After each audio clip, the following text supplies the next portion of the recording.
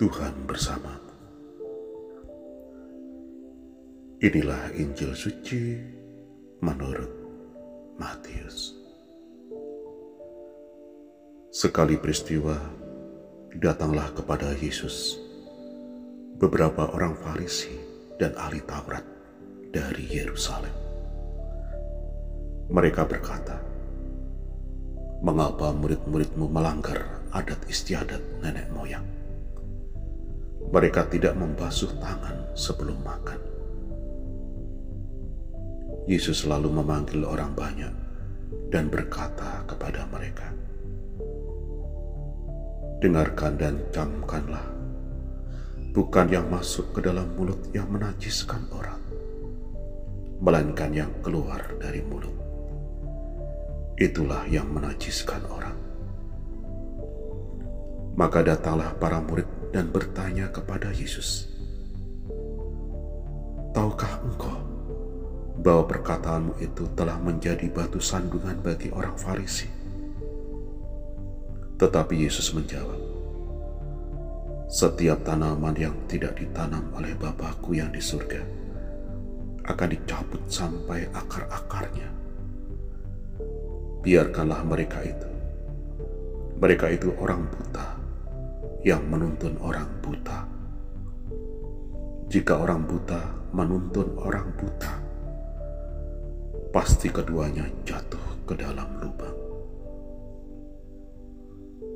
Demikianlah sabda Tuhan.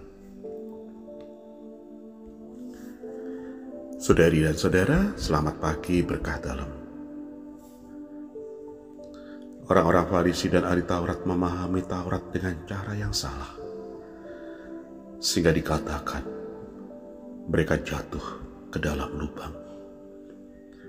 Mereka buta karena mementingkan apa yang kelihatan, tetapi tidak tahu esensi dari Taurat ada pada hati yang bersih. Mereka terus mempermasalahkan hal kecil, seperti hal mencuci tangan, karena hati mereka memang jauh dari Tuhan. Sebenarnya Taurat diberikan untuk melatih hati kita. Hati yang dibentuk oleh Taurat akan menjadi hati yang mengasihi Tuhan dan mengasihi sesama. Hati kita akan menjadi semakin kudus dan penuh kasih, karena Tuhan, Allah, adalah kudus dan kasih. Hati kita akan semakin peka terhadap keadilan dan belas kasihan. Bagaimana mungkin ada pemimpin agama yang sehari-harinya menyelidiki Taurat, tetapi hatinya keras seperti batu? Ini terjadi karena mereka mementingkan tradisi lebih daripada firman Tuhan. Mari kita belajar mendengar firman Tuhan, sehingga hati nurani kita bisa peka melihat apa yang Tuhan lihat.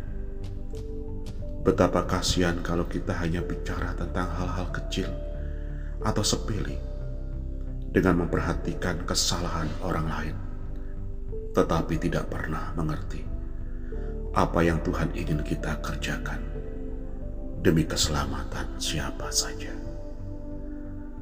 Tuhan memberkati saudari dan saudara.